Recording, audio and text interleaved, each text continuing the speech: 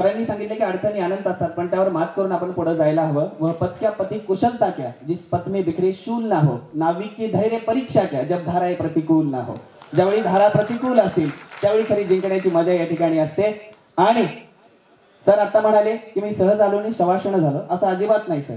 तुम्ही आमच्या काळजात आहात, मनात आहात. आणि सरांविषयी सांगतो, ते कुठेही असोत, कॉलेजमध्ये असोत, इथे असोत, ते आपल्यासाठी महत्वाचे आहेत. हर जगह इत्र नहीं महकाया करते, हर जगह इत्र नहीं महकाया करते, कभी कभी शख्सियत भी खुशबू दे जाती है. म्हणून त्यांच्या असण्याचा सुगंध या ठिकाणी आहे. आदरणीय सर, यानंतर ज्याची तुम्ही आतुरतेने वाट पाहत आहात त्या बक्षीस वितरणाकडे अर्ध्या तासानंतर ते पाऊण तासानंतर आपण वळूयात. तोपर्यंत मध्ये 2-4 भाषणं ऐकूया, चालेल? तुम्ही हो म्हणत असाल तर मंचावरचे सगळे वक्ते आहेत, घेतो मी. प्रत्येक कार्यक्रमात प्राध्यापक डॉक्टर शिवराज शिंदे सर असं म्हणतात की आपण आता काकडा आरती करूनच जाऊया. ती पहाटे 4 होते. तसं करायला हरकत नाही. रसिक आहात तुम्ही, कलावंतही आहात. पण तुमच्या सहनशीलतेचा अंत मी पाहत नाही. कारण कधी काळी मीही तिथे होतो आणि मलाही मंचावरून बोलणाऱ्या व्यक्तींचा वाटायचं की आता कधी संपतंय. पण आता कळतंय की त्यावेळी जे ऐकायला पाहिजे होतं ते ऐकलं नाही. आज आयुष्यामध्ये ज्याच्यासाठी इंटरनेटवर शोध घेतोय, पुस्तकं वाचतोय, पेपर वाचतोय, माणसांना शोधतोय, ते कुठेतरी हरवलंय. जे त्या वयामध्ये सहज, फुकट आणि आपल्या उंबरठ्यावर होतं, त्याची त्यावेळी किंमत वाटली नाही. म्हणून मंचावरच्या स्टील फ्रेम्स आहेत, त्यांना आवर्जून ऐका.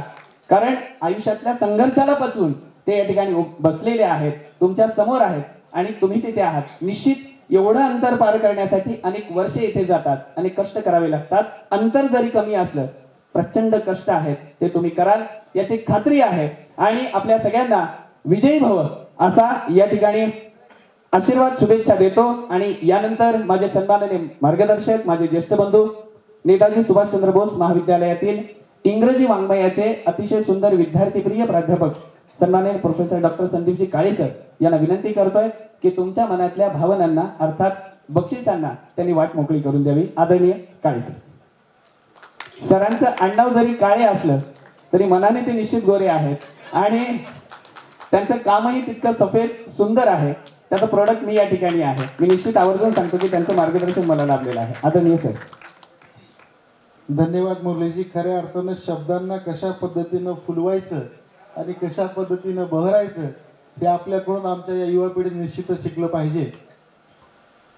की असं म्हटलं जातं विद्यार्थी मित्रांनो कि खूबसूरत सा पल एक किस्सा बन जाता है, खूबसूरत सा पल एक किस्सा बन जाता है, न जाने कौन कब जिंदगी का हिस्सा बन जाता है. मिलते हैं कुछ खास लोग जिंदगी में, मिलते हैं कुछ खास लोग जिंदगी में, जिनसे कभी न बिछड़ने वाला रिश्ता बन जाता है, कभी न बिछड़ने वाला रिश्ता बन जाता है. जिल्हा क्रीडा अधिकारी कार्यालय नांदेड जिल्हा स्तर युवा महोत्सव आयोजन सन 2025-26 जो अंतिम निकाल आहे, त्या अंतिम निकालाची उद्घोषणा करण्यासाठी मी प्राध्यापक डॉक्टर संदीप काळे आपल्यासमोर उभा आहे. मंचावर उपस्थित असलेल्या सर्व मान्यवरांना मी विनंती करतो की आपल्या शुभ हस्ते हे बक्षीस आपण प्रदान करावं. त्यामध्ये सर्व उपस्थित जे मान्यवर आहेत, मी प्रत्येकाचे नावं घेण्यामध्ये या ठिकाणी वेळ घालणार नाही.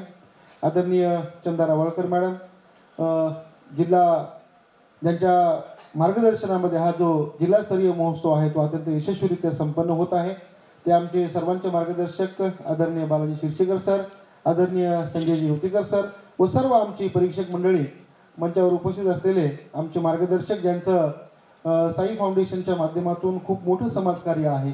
शैक्षणिक क्षेत्रामध्ये ज्यांचं नाव उल्लेखनीय आहेच आहे, परंतु सामाजिक कार्यसुद्धा त्यांचं खूप मोठं आहे. ते आदरणीय प्राचार्य डॉक्टर दरक सर, आमचे कॅप्टन डॉक्टर सावंत सर व आमची सर्व परीक्षक मंडळी यांच्या शुभ हस्ते हे बक्षीस वितरण या ठिकाणी होईल.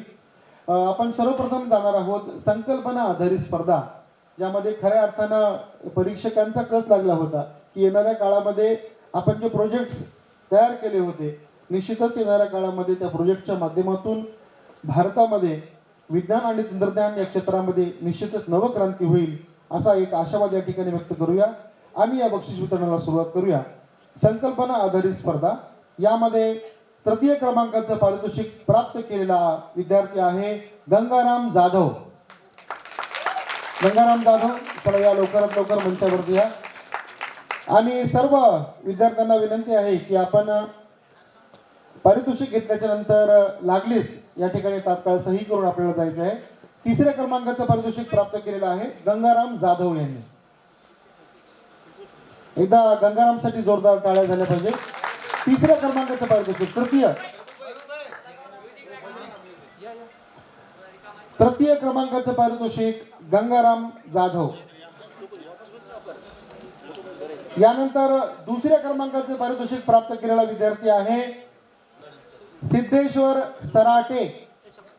द्वितीय पारितोषिक सिद्धेश्वर सराटे, संकल्पना आधारित स्पर्धा सिद्धेश्वर सराटे, द्वितीय पारितोषिक.